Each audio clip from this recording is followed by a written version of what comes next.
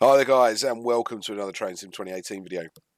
We're just having another look at the Woodhead Blue Pack, Woodhead Electric Railway in blue. $17.99 on the Steam store currently, released yesterday, the 27th of February. I was really looking forward to driving the 76. I know I've had a little go with it, and it's pretty complex. I think I've just about got to grips with it a little bit, so bear with me while I drive, which can take a 20-minute spin. We'll have a look around the loco, talk about some of the features it's got, and that's it. I'm not going to be able to do the full run today because I'm going to run out of time. So without further ado, let's get started. Good afternoon, driver. Take 30 HAA wagons from Woonwell to Mottram Yard. Don't know how to pronounce that either. This is a heavy train and you'll have a very steep climb ahead of you. Good luck. Okay. So first thing we need to look at is our clear call system, which is this. And at the moment it says we're set up for 2 lead locomotives and 0 banking. So I'm going to press the home button until it says 2 lead locomotives and 2 banking locomotives.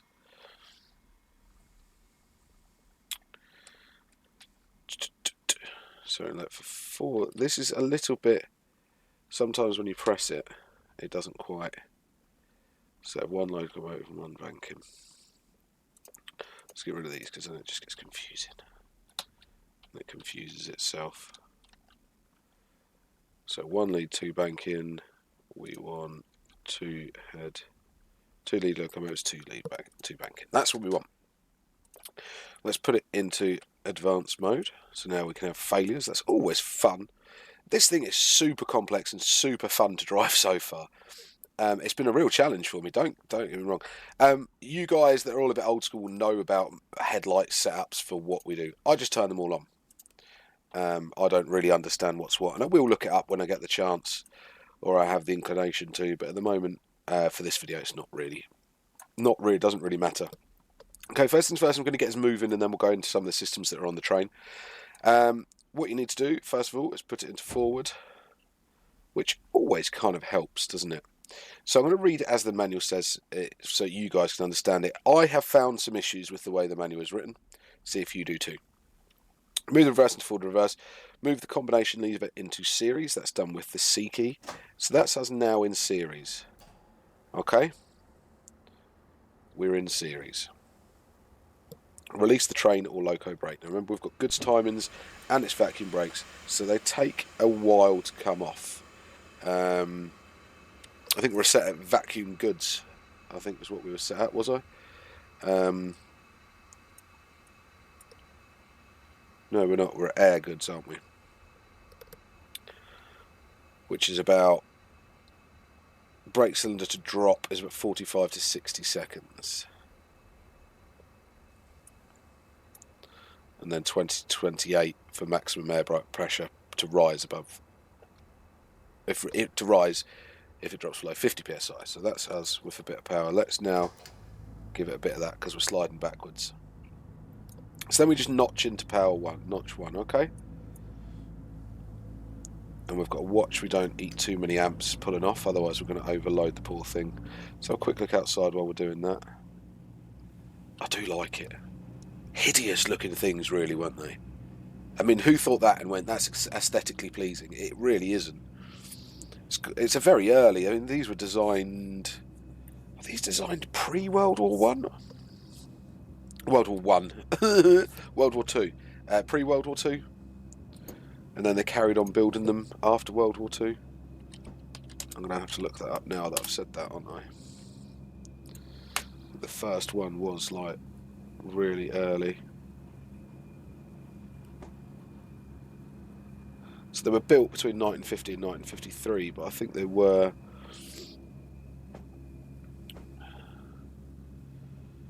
Yeah, so the prototype, LNER 6701, was completed at Doncaster Works in 1941 by Sir Nigel Gresley.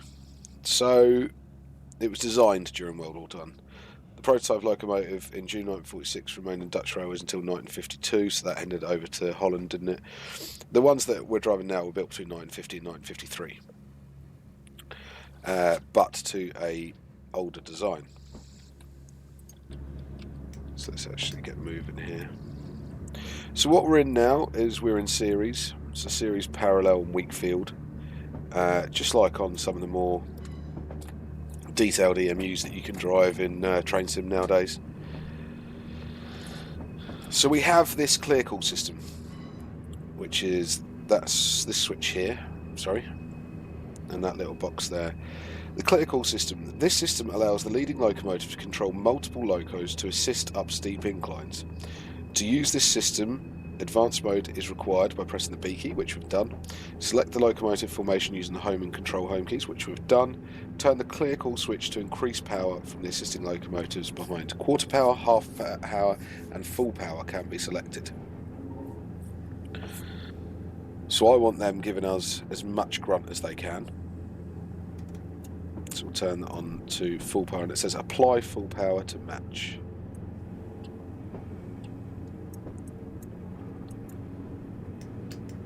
So I don't know if that matches the power we've got, or does that, or we stick it to quarter and that applies quarter power to match what we're putting it at. I don't know. Really, it's not particularly clear. But I want to speed up pretty quickly, so I want to get us up to speed as quick as we can. So a lot of you are going to be saying you've still got your brake on, which happens all the time on the stream if I drive anything with a realistic brake setup. This is my brake released. If I pull the release button, it takes down to 0, and watch how the handle goes there. It's like a spring-loaded release position. Just like in the AP90 and the West Coast Man over Shap 87 and 47, it's a spring release, so we are released. So it doesn't mean you just pull it down 12% it's released. You have to pull, hold it there until you see all your pressures, and then you can release it.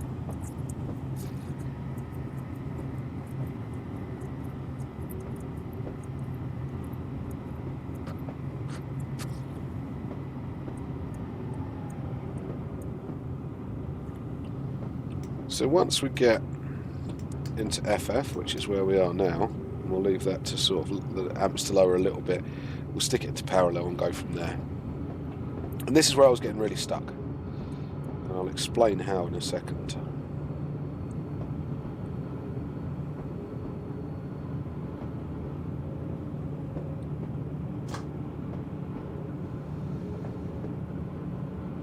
So where I was going wrong was I was thinking the handle's up and the top position is off. But of course it works the other way, doesn't it? So it's doing my swerving.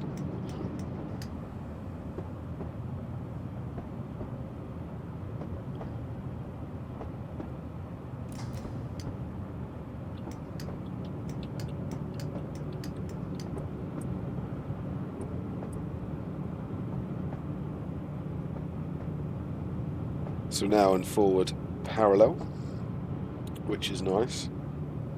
Now I'm not going to drive this completely properly, I'm just showing you how to do it. So I'll just press the C key there when we go up to the FF mark. The interesting bit that isn't listed in the manual or anything is this weak field area here, which we shall work our way up to now. Let's give it some amps.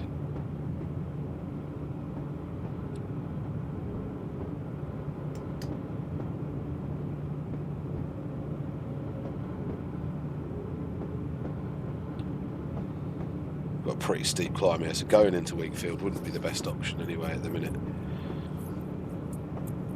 So how to get into this?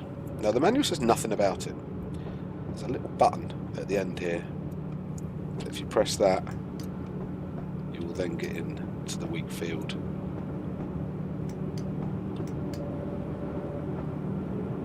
See? If you don't press that little button,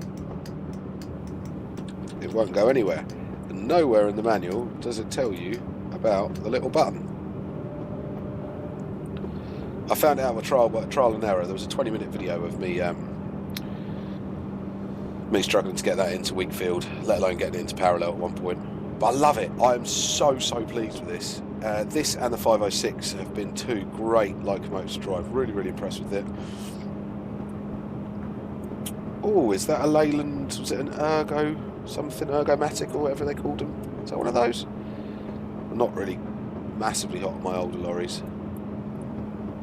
So, what does this thing have? Right, let's just start with the cab controls that you can actually that are listed that you can actually play with. So you've got wiper switch, loco brake, manual wiper handle, mouse only, dead man's holdover switch, second man's horn, power handle, pantograph up, overload reset, pantograph down, power handle, combination lever, supply motor generator, exciter motor generator, cab light, instrument lights, window heater, marker number 2, marker number 1, marker number 3, cab heater number 1, rear static brake control switch, weight transfer switch, still no idea what that thing does, marker light, regenerative brakes, reverser, foot warmer, cab heater 2, control key switch, clear call switch, overload reset, call button, M8 valve pin, and train brake M8 valve, sander, dead man's pedal, locomotive formation, which is the home control one, brake mode, advanced mode, pantograph, flashing effect, oh let's put that on, and brake selector. So there's a lot there. Oh yeah, look at that flash.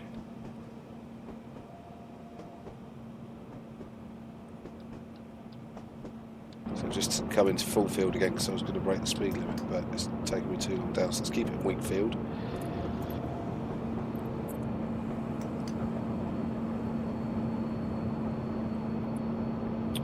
The next thing this thing has is the clear call system we've spoken about, and then you have regenerative braking. Regenerative brakes used to use the motors to create a braking effect while regenerating electricity and sending it back into the overhead wires. Same as we have with modern trains. I mean, this was way before its time. With it being DC to DC, though, it would have been easier than it being AC to DC.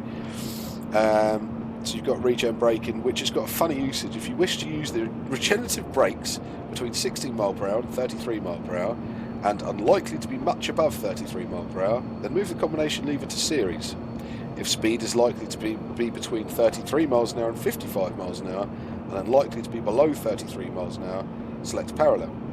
Speed may need to be maintained by the friction brakes until set up. It's a complex beast. Please note that if regenerative brakes are inoperative if the weight transfer switch is in the on position. So what I think this actually does is put more weight over the bogies somehow. I don't know how it does it or what it did to do that, I'm not sure.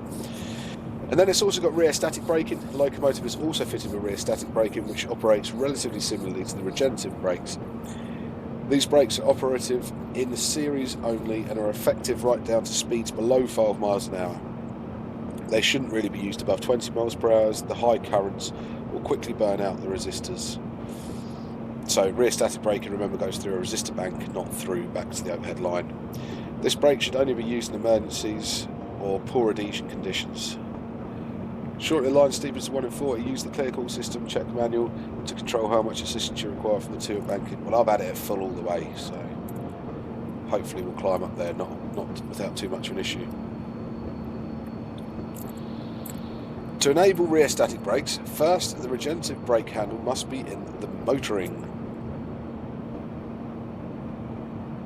Oh no, it must be in motoring, not in the motoring. It must be in motoring. The combination lever in series, the power handle in off, and the weight transfer switch in off.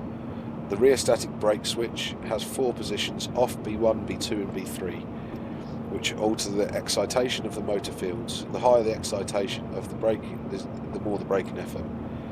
To begin rear static braking, move the rear static brake switch to the desired excitation setting, open the power handle, and rear static braking should commence as indicated by the armature ammeter, which should now show a current.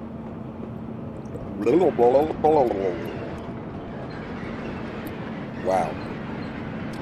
Okay, so faults and failures. On the 76, there are a number of faults and failures which could occur in standard mode.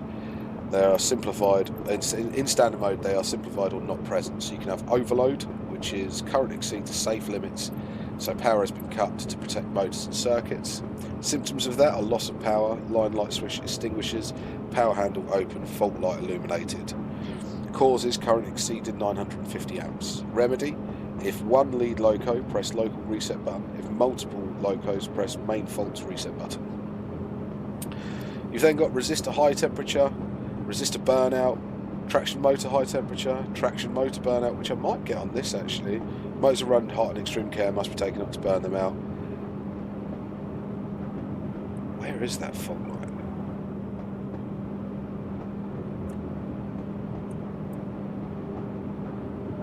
It's there, right, okay. So we'll keep an eye on that as we're climbing in weak field. Loss of line volts. So it says here, this is an interesting one, loss of line volts, because I don't know how you'd simulate it in train sim. Line voltage has been lost. Voltmeter reading less than 900 volts. Loss of traction power. Cause, pantograph dropped or overhead line fault. Remedy, check pantograph is raised, otherwise shut off power and wait for the line voltage to return. Note, overhead line faults can only be caused through scenario scripting. That's very cool though, I like the idea of that. Large drop in line volts. Air brake traction interlocks to prevent damage occurring or moving when with inoperative brake power will be cut. Dead man's demand, and there's all the different brake modes. So there's passenger coach in stock with vacuum brakes and DA valves. I don't know what DA valves are. If somebody could tell me down below. I probably do know, just not thinking about it straight. Wagons with vacuum brakes and DA valves. Wagon with vacuum brakes and no DA valves. Unfitted light engine, unbraked shunting. Unfitted light engine with vac bag, off dummy coupling.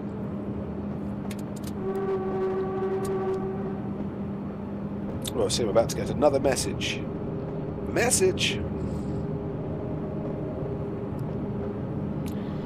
I've got about 4 minutes of recording time left, I think.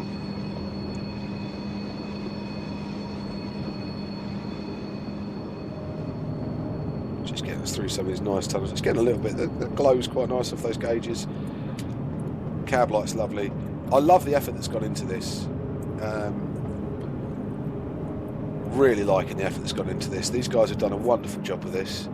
It doesn't seem so much like it was DTG. If you actually read the credits, it's quite interesting.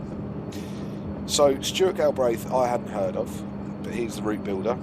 Then the 506. Now this didn't really make sense to me until I had driven the 506 in the video that you'd have seen that come up about the same time as this. The Class 506 artwork, so the cab, the model, everything like that, was done by Master Key. So in theory it's Master Key Simulation's second release, which I was really, really impressed with. It does look stunning. I didn't know that until I did this video. So there's me in the last video praising it. I knew that it had the hand in something, but I didn't know it was this. Oh, I'm actually speeding. And then there's Ricardo Rivera, who did the 76 artworks, done a good job with this. And then there's Edward Fisk. He's the guy that did the sounds for the APT. And as much as there are some issues with the APT sound set, I'm actually very pleased with them. So he did the 08, the 76 and the 506 sounds and physics. He's done a wonderful job with the physics on all three of these locos. They all feel very nice to drive. I don't know if they're perfect. I mean, it's very hard to say what's perfect. It doesn't feel wrong in any way. Ooh, apart from me speeding. But it wouldn't be an Alan Thomson video if that's some of that, would it? I'm very, very impressed with this pack. Do I think you should go out and get it? Are you going to enjoy driving DC Electrics over the Woodhead route? The route itself is a good length. Plenty of scenarios available for it, and plenty of scenarios in UKTS for it as well. Is it going to appeal to everybody? No. No, it's not. Is it going to appeal to those that have a little bit of interest in complex locomotive driving? Yeah. Yeah, definitely. So I hope that answers some of your questions, and I hope that does help you decide whether you're going to... I'll try to do the horn there and press the B key. Be careful doing that. I hope this goes some way to helping you decide whether you want to go and get this pack yourselves or not. I will be playing it. I will do some scenarios on it. I will do some driving of it on my live streams as well. Talking of that, feel free to head on over to Twitch, the link in the description below. Follow me and catch us on Sundays and Wednesday evenings. Also head on over to the Facebook page, which is also linked in the description below this. I think we're about 1700 members now. Lots of really cool people in there, lots of very knowledgeable people there to help you. So once again guys, thanks ever so much, and I'll catch you again next time.